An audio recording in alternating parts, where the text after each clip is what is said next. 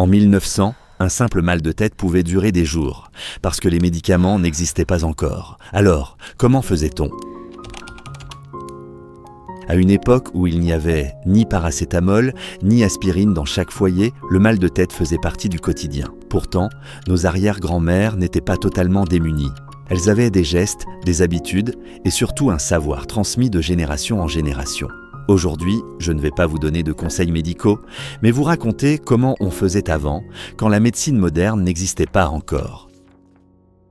En 1900, la majorité des gens ne consultaient un médecin qu'en dernier recours. La médecine était coûteuse, parfois inaccessible et souvent réservée aux cas graves. Pour les maux du quotidien, fatigue, douleur, maux de tête, on faisait confiance à la médecine populaire. Une médecine faite de plantes, de repos, de gestes simples et de croyances héritées du passé. Le mal de tête, à l'époque, n'était pas toujours vu comme un simple inconfort. On y voyait parfois un déséquilibre du corps, une fatigue nerveuse ou même une conséquence des émotions. Le premier remède, et sans doute le plus courant, était le repos. On faisait allonger la personne dans une pièce calme, souvent dans l'obscurité. On pensait que le bruit, la lumière et l'agitation aggravaient le mal. Dans de nombreuses familles, on disait simplement « Tu as mal à la tête, il faut laisser ton corps se reposer ». Ce geste peut nous sembler évident aujourd'hui, mais à l'époque, c'était déjà une forme de soin.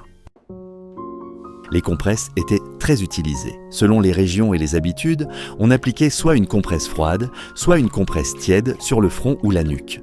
On pensait que le froid calmait le feu dans la tête, tandis que la chaleur aidait à détendre les tensions. Ces gestes étaient simples, accessibles à tous, et souvent les premiers que l'on essayait.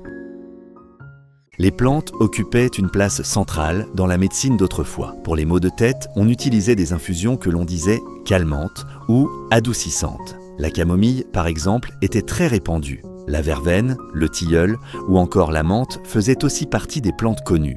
On pensait que ces plantes aidaient à apaiser les nerfs, à détendre l'esprit et donc à soulager la douleur. Ce n'était pas une science exacte, mais un savoir empirique, construit par l'observation et l'expérience.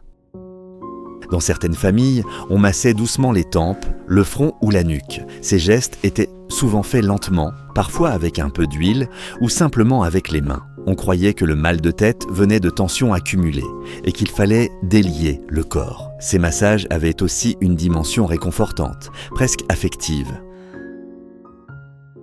À cette époque, on expliquait le mal de tête de différentes façons. Certains parlaient d'un déséquilibre des humeurs, une idée héritée de l'Antiquité. D'autres évoquaient une fatigue excessive, un trop-plein d'émotions ou même l'air vicié.